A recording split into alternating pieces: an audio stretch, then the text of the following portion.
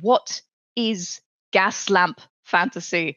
We've had people sitting in the chat saying, is it some kind of Sherlock Holmes thing? It sounds 18th century? Is it like steampunk? What in a nutshell is Gaslamp fantasy? Gaslamp fantasy is the term used for a very wide range of storytelling tropes that are either set in or emulate both the Victorian and the Edwardian period of the British Empire.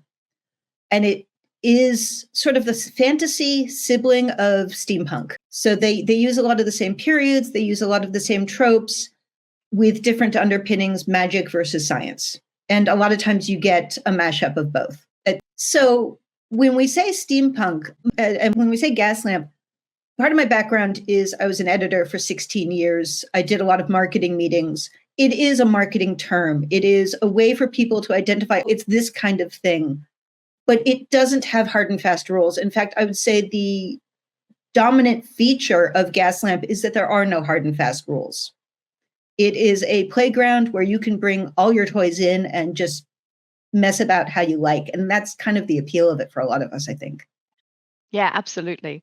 And so to unpack that a little bit further, you can think anywhere from Jane Austen to Queen Victoria-ish in terms of the kind of time period we're thinking of. Although, as Laura Anne said, there's a huge amount of leeway there in terms of really what you want to do. Victorian London is very popular for Gaslamp fantasy as a location, isn't it? Very much so. In fact, when most people think of Gaslamp, what they think of are those visuals of the street lamp that is gaslit that only casts a little bit of light, as opposed to the electric lights, which cast much more light.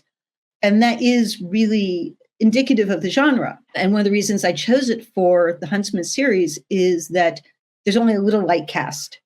As a matter of fact, the Huntsman series is set in 1913, so it's the border between Gaslamp and cities becoming electrified.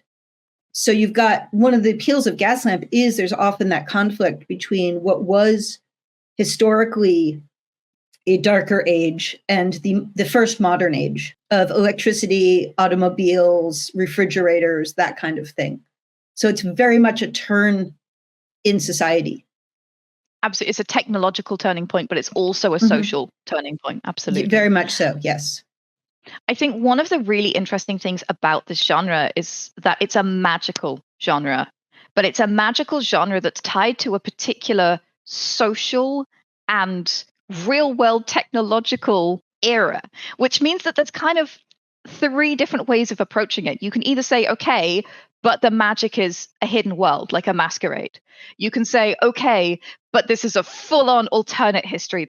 And then the third way is saying, okay, this is a completely not Earth world, but it just happens to feel like 19th century colonial Europe. Isn't that interesting? Yeah, I think, and one of the things that you mentioned there is important is that it is a colonial world.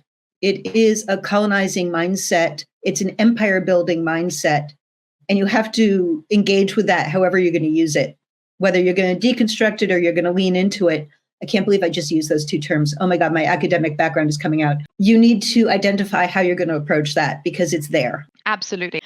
Just for those who are curious, the term Gaslamp fantasy was coined with regard to a webcomic called Girl Genius. It was a webcomic that won a Hugo Award for 3 years in a row, 2009 to 2011.